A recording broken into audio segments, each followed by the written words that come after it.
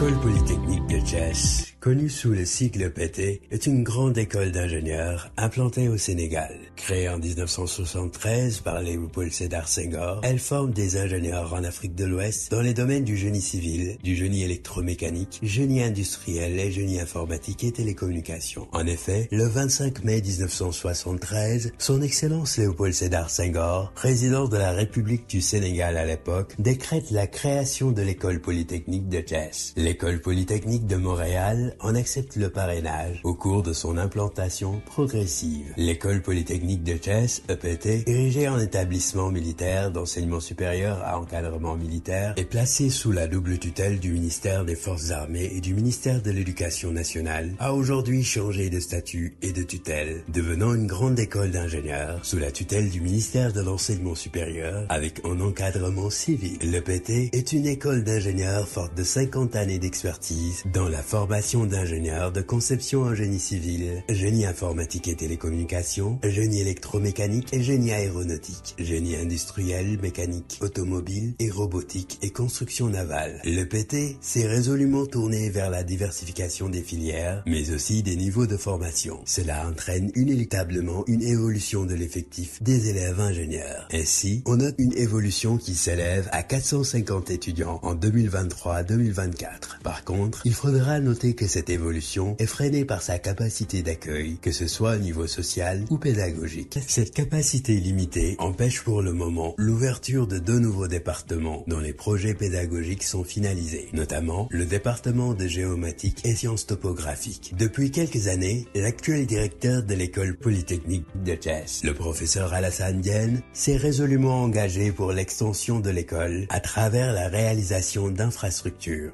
telles que les grands chantiers en finalisation, comme par exemple le nouveau campus pédagogique et social réalisé à un taux d'exécution de 90%. Cette volonté affichée des autorités de l'EPT d'augmenter la capacité d'accueil vise essentiellement à répondre positivement à la demande des élèves qui frappent à la porte de l'école tous les ans. Ainsi, cela permettra à l'EPT de produire une masse critique d'ingénieurs dont le Sénégal a besoin pour son développement. Toujours dans le cadre de ses performances vers l'excellence, parallèlement à la formation d'ingénieurs, l'EPT déroule des programmes de master dans les domaines connexes à son offre de formation, notamment le master universitaire en énergie renouvelable et efficacité énergétique, avec l'université Gaston Berger de Saint-Louis, l'université Alioune Diop de Bombay et l'université Hassan Sek de Ziguinchor. On peut citer également le master en génie civil, en master interuniversitaire en transport et mobilité numérique, en collaboration avec l'École supérieure polytechnique de Dakar, l'École supérieure multinationale de télécommunications, avec comme partenaire le Conseil exécutif des transports urbains durables, CETUD. L'École doctorale polytechnique de Thiès compte également un effectif d'étudiants doctorants. Dans le cadre du projet de l'Alliance solaire internationale, l'ONUDI, et les gouvernements français visant la structuration d'un réseau international de centres de ressources en technologie et solaire, projet StarC ambitionne de mettre en place une académie solaire à l'EPT. En effet, l'académie dispensera des enseignements et des formations professionnelles de qualité sur le développement et l'énergie solaire par le biais de cours en présentiel. Ce projet de mise en place de l'académie solaire va démarrer au mois d'octobre 2024 et va proposer des cours professionnels à long terme pour les personnes aspirant à développer leur carrière dans le domaine de l'énergie solaire. Le professeur Alassane Diène s'est félicité de la sortie des 46e et 47e pour l'année 2024, 2 promotions d'environ 150 élèves ingénieurs, mais également de la première promotion d'ingénieurs en génie industriel. Professeur Diène vise l'ambition d'une école dotée d'un cadre adéquat d'épanouissement pour les élèves, le corps enseignant, ainsi que le personnel administratif et technique. La remise à neuf de la voirie, des routes bitumées avec des trottoirs et panneaux de signalisation, des espaces verts de détente, ainsi que la construction d'un nouveau campus pour accueillir le maximum d'élèves ingénieurs, tout en ensemble agréable, ainsi que la construction de nouveaux campus pour accueillir le maximum d'élèves ingénieurs, tout ensemble agréable et propice pour des études dans un cadre acceptable pour mieux booster l'excellence. Mon vœu le plus cher est de voir que toutes ces infrastructures prennent forme et réceptionnées d'ici la rentrée scolaire 2024-2025 afin que nos objectifs de capacité d'accueil